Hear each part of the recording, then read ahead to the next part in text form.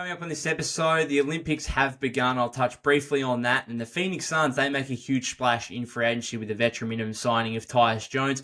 Could that have an impact on the Warriors' pursuit of Lauri Markkanen? I'll give you all the latest on that, including a couple of trade proposals that have emerged in the last couple of days.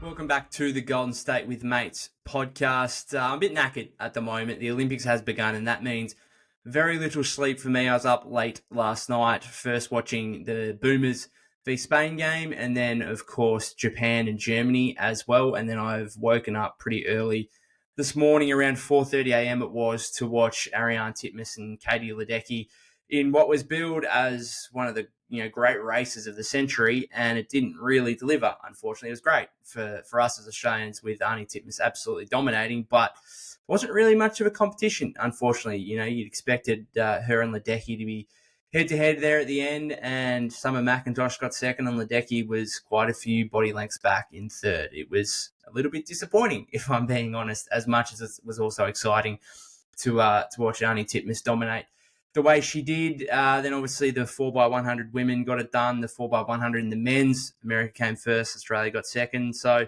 all in all, after day one, we might as well finish it up. Australia on top of the gold medal tally. I don't reckon we need to go any further. Let's call it a day.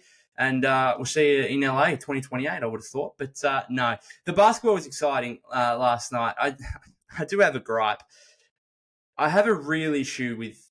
Now, obviously, I'm going to support the Boomers all the way, right, in this Paris Olympics and in any international competition. There's no doubt about that. But I have a real issue with watching them play, knowing that Matisse Thybulle's not on this team. And I said it at the time a couple of weeks ago when he was omitted from the squad. I'll say it again. It is the worst, and I mean the worst. I'm not over-exaggerating. The worst selection call I've ever seen in my life in any sport ever. It literally makes me angry to the point where, I want the team to win, but if they lose, and particularly they get smacked by like an opposition wing or whatever else, then I'm like, serves you right for not picking your best defender. Like, it really pisses me off. And like, there's no doubt about that. And the issue is, Australia win a game last night against Spain. They looked pretty good, won by 12. Kind of controlled the game throughout. Spain made a bit of a run in the third quarter, got in front by 1. Boomers responded. Spain had a little bit of a run there again early in the fourth quarter. Boomers responded again, ended up winning by 12. The issue is that everyone in Australia is like, you know what a win. Gorge, the head coach, stuck it up the haters, got the selection calls right, blah, blah, blah. And it's like, no. One win does not mean he made the right call selection-wise. Particularly when in that game, the only reason it was close is because Santi Aldama had 27 points on 6 of 8 shooting. And the Boomers really had no answer for him. They did have an answer, but unfortunately he's not actually in the squad. Like, it really annoys me then when there's this kind of validation and Australian fans think, he made the right call. No, he made the wrong call. It's blatantly the wrong call. There is no reason why Matisse Thybulle shouldn't be in the squad over Matthew Dellavedova, who's on a retirement tour alongside Joe Ingles. There is no point Matthew Dellavedova being in the squad. And I would have Thybulle over Joe Ingles as well. Those two guys barely played in game one. There's no need to have Delly. Even with Dante Exum injured at the moment, you've still got guards in the form of Josh Giddey, Patty Mills, Dyson Daniels. Exum will come back from injury. It's just the only reason Delly's there is for veteran experience. Cool, I don't care. It's going to hurt you next game against Greece, and we got Greece and Canada coming up. Who are you going to put on Giannis? Who are you going to put on Shea? Guys can't defend those guys at the best of times. You might as well have a crack at putting one of the best wing defenders in the world on those guys in Matisse Thybulle. The fact he's not in the squad blows my mind. The other thing as well is that I said when the Josh Giddey, Alex Caruso trade went down, is that Chicago fans are going to be really excited about what Josh does in the Olympics. He is. That's what I said over a month ago, last month, when the trade happened. And this was a great start from Josh. 17 points, 8 rebounds, 8 assists, near triple-double, really aggressive, particularly in the first half where he knocked down a couple of deep triples, got to the rim a few times, had 15 points, I think, in that first half. If you're a Chicago fan, which I'm sure there's not many Bulls fans watching this or listening to this, but if you're a Chicago fan, pump the brakes. Pump the brakes, I promise. Because I love Josh. I hope he really succeeds. But there's a difference between him being able to be the clear best player on the Australian Boomers. Like, he's easily the best player on this team. And therefore, he can have the ball in his hands and run the offense and do whatever the hell he wants. Is it going to be enough to win a medal at this Olympics? I don't think so. I hope so. I don't think so. I think they'd be lucky to make it out of the group. They beat Spain last night. Good, solid first up win. But Greece, Canada, going to be more of a test, I would have thought. Greece more so just with Giannis, and then Canada, I think, are just a better team, obviously. To compare that and Josh Giddey with an NBA system going to Chicago, is he going to be able to have the ball in his hands running the offense all the time? If he is, I don't see that being a playoff team, right? He's got to work out a way where he can be the third or fourth best starter on the team while also not completely controlling the offense, because ultimately the best players control the offense, right? Steph Curry controls the offense for the Warriors. LeBron James controls the offense for the Lakers, such and blah, blah, blah. Go down the list, right? If Josh Giddey is controlling your offense, where are you getting to at the NBA level?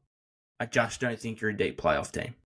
And so he can do this because he's clearly the best player on the Australian Boomers. He won't be the clear best player on the Chicago Bulls. He will never be the clear best player on any NBA team. Any NBA team that wants to be anywhere in the top 12 in the standings in their conference. So this is nothing against Josh. I think he will have a long NBA career, long, solid NBA career. Chicago fans, if you're watching that performance, I'd pump the brakes a little bit, because he's not necessarily going to get that opportunity in Chicago. He certainly didn't get it at the Thunder. It's why I think he should have been traded 12 months ago, not just in last month. It's why he, by playoff time, was out of the rotation essentially. Well, first of all, got benched out the starting lineup, then played very limited minutes, was almost out of the rotation altogether. And ultimately why the Thunder were able to, were more than willing to give him up for a piece that doesn't need the ball in his hands, who can be very effective as a defender first and foremost, but also Caruso's not necessarily known for his catch and shoot ability, but he's better than Giddey. There's little doubt about that. And so, again, Bulls fans, don't get too excited, because I told you 6 weeks ago or whatever, when this trade happened, like, you would be excited by what Josh does in the Olympics, but don't completely buy a whole lot into it. Anyway, from a Warrior perspective, former Warrior center Usman Garuba, he got into a little bit of a scuffle in the first quarter with Will Magnay, who actually plays for my NBL team, the Tasmania Jack Jumpers, my home state. Actually got into it a little bit there, and then Josh Green got involved. Not too much in it. Both Magnay and Garuba got unsportsmanlike fouls. I think if you're a Warriors fan watching this game, I don't think you'd be regretting too much about the Warriors letting Garuba go. Let's put it that way. He had 3 points, 7 rebounds, was not overly effective, not overly impactful in this game. Of course, played just 6 games with the Warriors last season, developed in their G League at Santa Cruz for most of the season, then was kind of given a standard contract late in the season. For what reason, I don't know. I think it was just to give them an extra body come playoff time, but then they didn't even make the playoffs. So I don't know what was really going on there, but it's obviously pretty clear they're not bringing him back next season, given they've got 14 guys on the roster and 3 two-way guys. So Garuba, former first-round pick of the Rockets, I think Eurohoops continues to report that he will be going back to Real Madrid next season, will be out of the NBA altogether. And I think watching that performance as a Warrior fan, I wasn't too concerned with the fact that he won't be back with the Warriors next season. No disrespect to him. Good luck. Hope he comes back to the NBA. Hope he has a long career. I just don't think, the Warriors are necessarily going to miss him too much. Other games that were on, I woke up early this morning after the swimming kind of finish. I watched the end of the Canada-Greece game. That was a lot closer than what you'd expect. The Greeks were pretty good. Giannis put up 30-plus points. Shea kind of got things done down the stretch. RJ Barrett played pretty well. Jamal Murray less so. Canada are a really good team. Really good team. Not overly impressive in that game, I wouldn't have thought. But Giannis is obviously a different beast. And after kind of, you had Lou Dort, Dylan Brooks, using up all the fouls, those guys ended up fouling out late in the piece, as did White Power. But good effort from the Greeks. Good effort. And I think they'll provide a huge challenge for Australia, who will obviously need to desperately win that game, particularly when I believe that it's going to be very difficult for us to beat the Canadians. And then overnight, while I was asleep, the game started at like 1:30 my time in the morning. France, the hosts, they beat Brazil after Brazil got off to a good start. France got dominated the second and third quarters and a bit of a stalemate in the fourth. Got a comfortable 12-point victory there. Gui Santos made his Olympic debut. Pretty solid. 9 points, 2 rebounds, 3 assists, 3 steals, 2 of 5 shooting, 1 of 3 from deep. 24 minutes off the bench for him. Kind of got put on a poster by Wemby a little bit, but he won't be the only person that'll happen to. He hasn't been the only person that'll happen to. Wemby's going to be doing that for the next 12, 15 years. So I wouldn't be too concerned if I was Gui Santos. Solid Olympic debut, and looking forward to watching him further on in this tournament. And of course, Team USA, Steph, they get underway tonight, my time. I think the game again is at 1:30 or something. So pretty horrific. Debating whether or not I'll get up for it. I might get up for the last quarter maybe, and then write about it. I don't know. I'm pretty knackered at the moment, and it's one night in. So, we'll see how we go. But they'll be playing Serbia. You'd assume they'd get a comfortable victory there. Let's talk some other basketball and get into some more Warrior stuff. Tyus Jones, just reported by Woj a few hours ago now, that he has signed a 1-year veteran minimum contract with the Phoenix Suns. I'm mad. I'm pissed. Tyus Jones is legitimately a very, very good point guard. Bit of a tweener. I can't remember who said. There was a writer that said this a few weeks ago, which I read it and I thought, that I absolutely agree with that. A tweener, as in he thinks he's a starting level point guard in this league, but if you're a championship contender, you probably don't think Tyus Jones is your starting point guard. Now the Suns might, and it sounds like in Tyus Jones' statement on why he chose the Suns, it's because he's been promised the starting role, which is interesting because Grayson Allen was so good for them last season. And obviously, if they go back to having, if they start Tyus Jones and have Booker and Beal alongside him, be certainly some question marks defensively, no doubt about that. And then where does that leave Grayson Allen? Is he coming off the bench? Hear me out. Is there a chance Bradley Beal comes off the bench for the Suns? It simply can't happen because he's making like $50 million. That's the only reason it can't happen. But from a purely basketball sense, I think it would make a lot more sense to start Jones, Booker, Allen, Durant, Nurkic, let's say, and have Beal as your sixth man. I think that would actually make more sense. But they will not do it because he's on $50 million. And just the optics of that, you can't possibly. But Tyus Jones is someone who should be making at minimum $10 million a season, probably closer to 15, if not over that as well. And so to get him along with Mason Plumlee and Monte Morris on veteran minimum contracts, this is brilliant from Phoenix. Really brilliant. Now, does it mean I think they're going to be great next season? Is it the difference between whether they win a championship or not? Probably not. But for a team over the second tax apron who have got very little financial flexibility, very little flexibility in terms of their draft assets or anything like that, because they gave it all up for Durant, to go and make these three signings, and particularly Jones, he averaged 12.3 points, 12.7.3 assists last season, shot 49% from the floor, over 41% from 3-point range.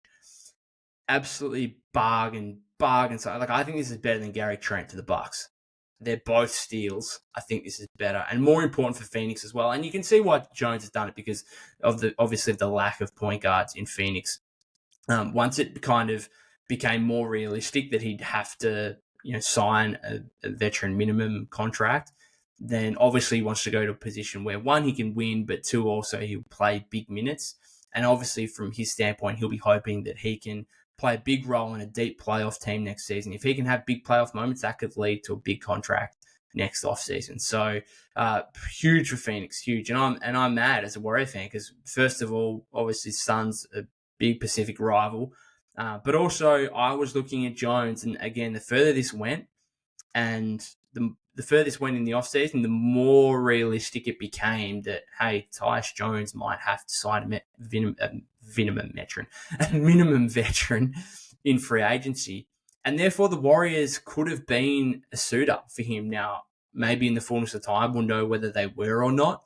There could have been a chance there. Like, obviously, there's not necessarily the opportunity that Phoenix would have provided with having Steph, obviously, is the best player, two-time MVP. But behind him, like, certainly an opportunity to take a backup point guard spot. And I think I don't want to say that like Tyus Jones not being available is going to be the difference between the Warriors choosing whether or not they trade for Lauri Markkanen, because you do not make that trade or not based on Tyus Jones. You don't.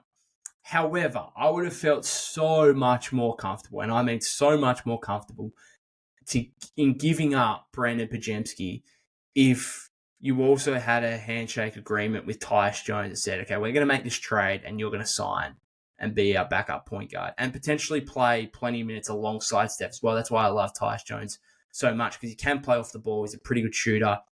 He could have played 25, 30 minutes for the Warriors. And again, he's not the difference as to whether he'd make the trade or not, but I think you'd feel a lot more comfortable if the Warriors went out and said, okay, we're going to deal pods here for Markkanen and make that trade and then have Tyus Jones lined up as the backup point guard. And now if you make that trade, because we know the Jazz want pods, if you make that trade, who is your backup point guard? At that point, you'd probably have to make a trade that brings Colin Sexton back as well from the Jazz to give you a backup point guard. Or you'd have to go elsewhere and make another trade somewhere. I don't know who it would be, because the free agent options, Markelle Fultz is probably the best one now. I could talk myself into it. Yeah, absolutely. But he's not a guy that, you're going to be overly keen. Like, he's not going to play next to Steph. He's going to play 15, 20 minutes max, you would think. I think in Tyus Jones, you had someone who could not only run the second unit so efficiently, but also a guy that could play next to Steph and could be part of closing lineups. And so I'm annoyed a little bit, one, that Phoenix were the team that got him, but two, it kind of makes you feel less comfortable about trading pods. And now if they do that, it's going to be like, okay, what are we doing at the backup point guard spot? Again, that's not going to be that shouldn't be the difference between whether you trade for Lauri or not. Like, clearly it's going to be, do we value pods and his potential and his future over Markkanen in terms of what else you'd have to give up for pods as well. But yeah, now you look at the free agency market in terms of point guards, and there's just not the options that there were when Jones was available, and before him as well, Spencer Dinwiddie. Again, would I have been overly happy with Spencer Dinwiddie? No, probably not, based on what he did with the Lakers last season. But he's also like a pretty proven veteran NBA player who's averaged over 15 points multiple times in his career, has shown the ability to run a second unit a little bit. Now those options aren't there. What are you going to do if you do trade pods? And it sounds like the Warriors won't do that. And this is kind of transitioning into the Markkanen discussion, where yesterday on the Hoop Collective podcast, Brian Windhorst said, if a trade was going to happen, it would have happened already. Which is interesting, because I don't necessarily subscribe to that. He knows far more than me. I'm not trying to override him here or anything like that. But I've always thought that, hey, this is in play until an extension actually is forthcoming, which can't happen until August 6th.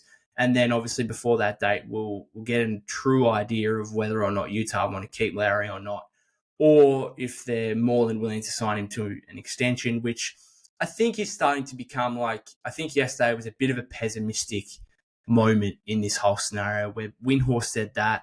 Ramona Shelburne, she put a percentage on it in her interview with 95.7 the game's Will and Dibbs. She said it's a 20% chance that Markkanen goes to the Warriors and a 40% chance that he gets traded in general. I think that's more optimistic. It's more glass half full than what Windy said. But still, 20% chance the Warriors, 1 in 5, 40% trade in general is interesting, given the Spurs I think the guys on the Hoop Collective also mentioned the Rockets and the Thunder as other teams that could potentially get involved in Markkanen. Who knows? Who knows? But I think yesterday was a bit of a deflating day in terms of could this happen or not. And then you also look at the Jazz and their roster and their salary cap situation. Like, they need to hit the salary cap for next season. And how do they do that if they actually trade Markkanen and don't do the renegotiation and extension where he's on $18 million next season? If they renegotiate and extend, he can make $42 million next season instead of 18, which is huge for him, which is huge, and would you'd understand in that situation why he would be like, no, I'm happy to do that. Happy to do the renegotiation and extension because I make an extra $24 million next season, which is big. That's massive. And so it's, I don't know. I've always said that, hang on, just wait until the August 6th deadline and maybe something happens in the 24, 48 hours before that. But I'm also getting a little bit less optimistic about the potential of it, if I'm being honest. There was a couple of trades that I just wanted to go through that have been proposed in the last few days. The first one here from Eric Pincus of Bleacher Report, a 3-team trade involving the Warriors, Kings, and Jazz. The Warriors, of course, get Markkanen. The Kings get Jonathan Kuminga, and the Jazz get Moses Moody, Kevon Looney, Gui Santos, Kevin Huerter, Colby Jones, a top 5 protected 2020 first-round pick from the Warriors, which becomes a 2026 unprotected first if it doesn't convey, a 2026 Hawks second-round pick that the Warriors currently own, a top 5 protected 2027 first-round pick swap from the Warriors, a 2028 second-round pick if that doesn't convey, an unprotected 2028 first-round pick from the Kings, and a 2030 first-round pick swap from the Kings. So essentially, from the Warriors, it's Kuminga, Moody, Looney, Santos, one first-round pick and a first-round pick swap, I believe, and a second-round pick. Sorry. So it's not horrific.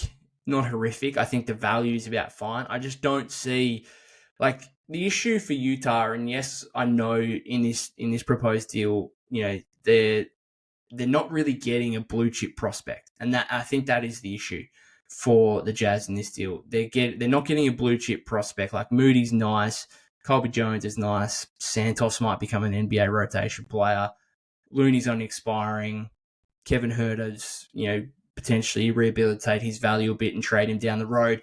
You're just not getting a blue chip young prospect. And then you're essentially getting 2 first-round picks and 2 first-round pick swaps. Why wouldn't you just do a straight trade with the Warriors where it's Moody, Looney, and Santos or something, or Gary Payton II to make salaries work, whatever.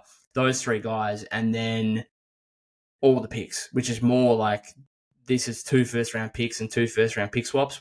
The Warriors can offer like 3 and 4, I think, like 3 first-round picks and 4 first-round pick swaps. Why wouldn't they just take all the draft assets if they're not actually getting a blue-chip prospect a la Kuminga or Podziemski in the deal? So I just don't think the Jazz will do it. And then from a Kings standpoint, Kuminga makes very little sense to them because DeRozan goes to the Kings and there's already some question marks on his kind of fit with Sabonis as 2 non-shooting threats from beyond the arc. Then you'd be adding Kuminga into the mix. And what he's starting him. So is your starting 5 like Fox, DeRozan, Keegan Murray, Kuminga, Sabonis. In that situation, literally only Keegan Murray is the only one of the 5 players who have shot more than 34.1% in their career in that starting 5. And Kuminga, out of the 5, Kuminga's actually the second best 3-point shooter percentage-wise on his career at 34.1%. The rest are under 34%. There's not enough shooting there.